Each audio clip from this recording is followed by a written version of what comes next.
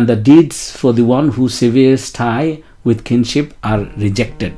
প্রতি বৃহস্পতিবার রাত্রে প্রত্যেকটা আদমের সন্তানের সমস্ত আমলনামা আল্লাহ রাব্বুল আলামিনের কাছে পেশ করা হয় এবং আল্লাহ তখন দেখতে থাকেন। যদি দেখেন যে এই লোকটা তার আত্মীয়ের সাথে সম্পর্ক ছিন্ন করেছে আজকে, তাহলে আল্লাহ রাব্বুল আলামিন তার সমস্ত আমলকে রিজেক্ট করে দেন।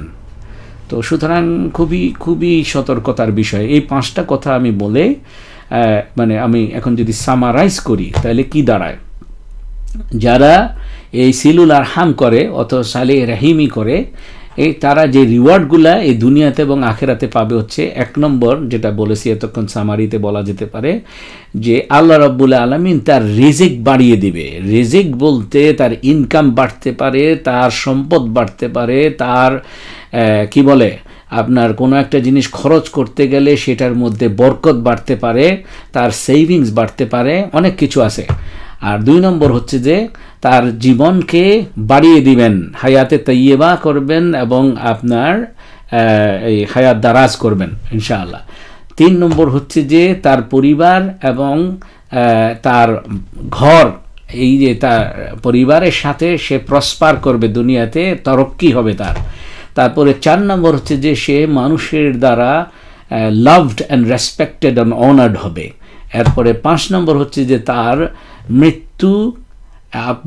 মৃত্যুর যন্ত্রণা একটু কমবে। এটা খুব ইন্টারেস্টিং একটা বিষয়।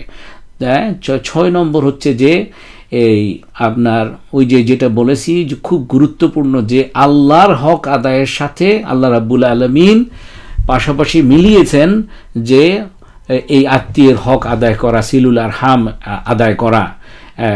তো এই দুটাই দিয়ে আমাদেরকে কিন্তু সৃষ্টি করেছেন আল্লাহ রাব্বুল আলামিন।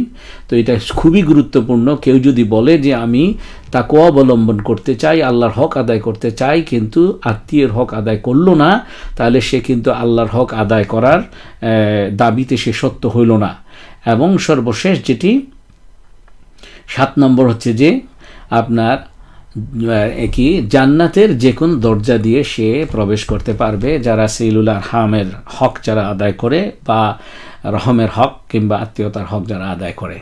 এই বলে এখন আসুন আমি একটু প্রথম প্রশ্নে চলে যাই।